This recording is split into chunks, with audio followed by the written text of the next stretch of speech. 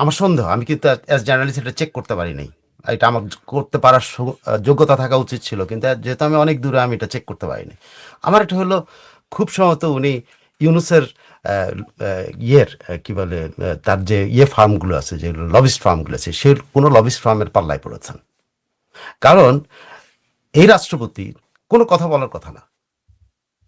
কারণ আপনারা দেখেন ইউনুসের বিরুদ্ধে রাষ্ট্রদ্রোহ মামলার কথা বলা হচ্ছে, ইউনুসের বিরুদ্ধে এই মামলা ওই মামলা, সর্বোচ্চ হলো রাষ্ট্রদ্রোহ। রাষ্ট্রদ্রোহ মামলার সাংঘাতিক ব্যাপার, কিন্তু একজন মানুষের বিরুদ্ধে যখন রাষ্ট্রদ্রোহের কথা আসে, সে লোকের কিন্তু জান থাকে না পেটের মধ্যে, আর ধরে থাকবে না, কারণ রাষ্ট্রদ্রোহ মানে তার গলার মধ্যে ফাঁসি ওঠার সম্ভাবনা আছে, তাই না? এটা এটা এরকম একটা ঘটনা। তাহলে এই ডিবেটটা কেন সামনে আসলো? যখন তার বিরুদ্ধে রাষ্ট্রদ্রোহ, তার বিরুদ্ধে এই মামলা ওই মামলা করা হবে, তাকে এই জবাবদিহিতার পাল্লা, আমাদের দেশ ধ্বংস করে দিচ্ছে, এগুলো করা হবে, তখন কেন হঠাৎ করে আমাদের রাষ্ট্রপতি, যিনি এতদিন চুপ মেরেছিলেন, তিনি হঠাৎ করে এরকম একটা ইন্টারভিউ দিলেন কেন?